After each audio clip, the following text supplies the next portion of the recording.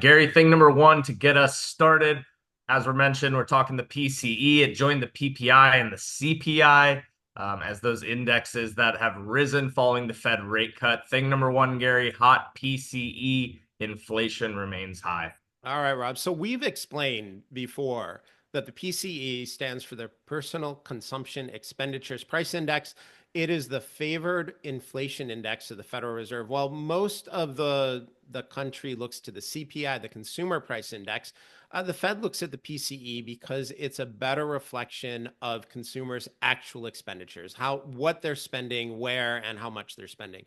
And that number came in line with expectations, but showed increasing inflation. So the last year, we've heard a lot about disinflation, which means we've had inflation, but at a slowing rate. Again, for those of you who remember your high school calculus, it's a second derivative calculation.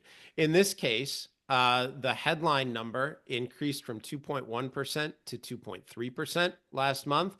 And the core number, which excludes food and energy, rose 0.1% from 2.7 to 2.8.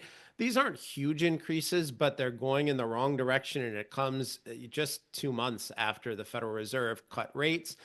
Since the Fed cut for the first time in September, and then they did again in November, the PCE, the CPI, that's the Consumer Price Index, and the PPI, the Producer Price Index, have all risen. This is not what the Federal Reserve wanted to see.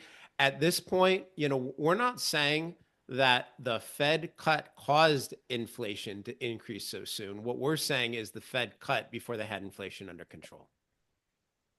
Gary, in the next couple of weeks, Powell's going to have another decision with the rate cuts. What's the argument for or against additional cuts? What direction do you think that's going?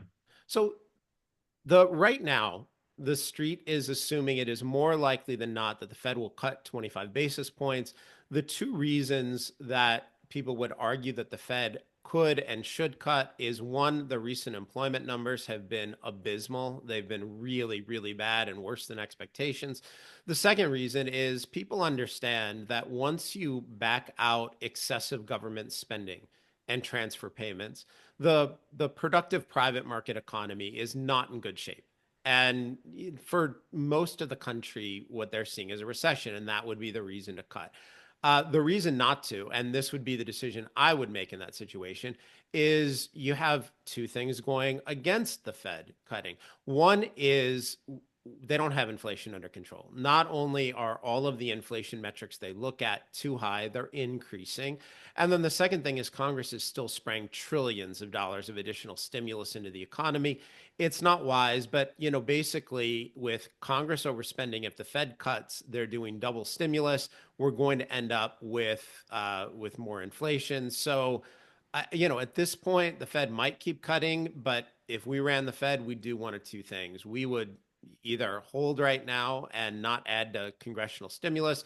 Alternatively, our real desire would just be end the Fed. We do not need an organization of unelected bureaucrats who have never run a business to set the most important number in finance, which is the Fed funds rate, and that's basically the price of risk and the price of time.